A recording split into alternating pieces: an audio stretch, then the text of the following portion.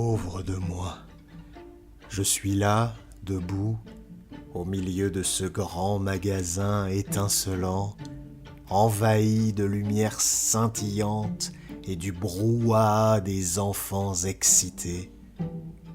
Des chansons de Noël débiles résonnent à travers les haut-parleurs, couvrant les faux sourires et les rires sans âme. Noël, quelle farce! Ils disent que c'est une fête de famille, de partage, d'amour. Mais pour moi, c'est une mascarade, une parade de faux-semblants, de cadeaux achetés par obligation, de repas partagés sans véritable affection. On se force à se réunir en famille, alors qu'en réalité, on ne peut pas se supporter. C'est l'occasion de sourire hypocritement à ceux qu'on évite tout le reste de l'année.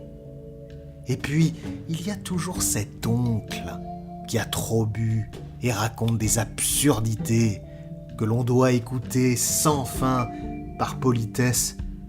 Ces guirlandes, ces sapins décorés, ces chants ridicules qui envahissent chaque coin de rue, c'est une oppression, une tyrannie du bonheur superficiel. Chaque année, c'est la même chose.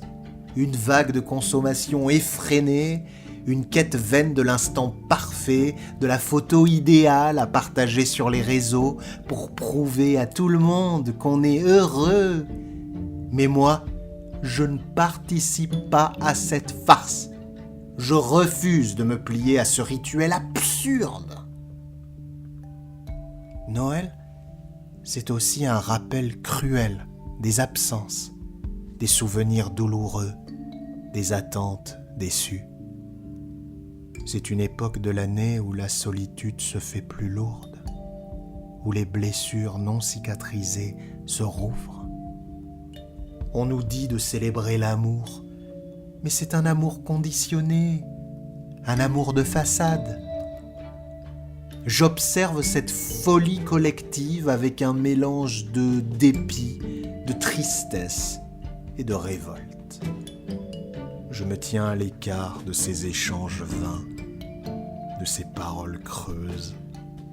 Noël ne m'apporte rien, sinon la confirmation que je suis différent. Mieux vaut rester enfermé en cette période, loin des faussetés et des apparences. Je préfère être en paix avec moi-même plutôt que de participer à un tel cirque.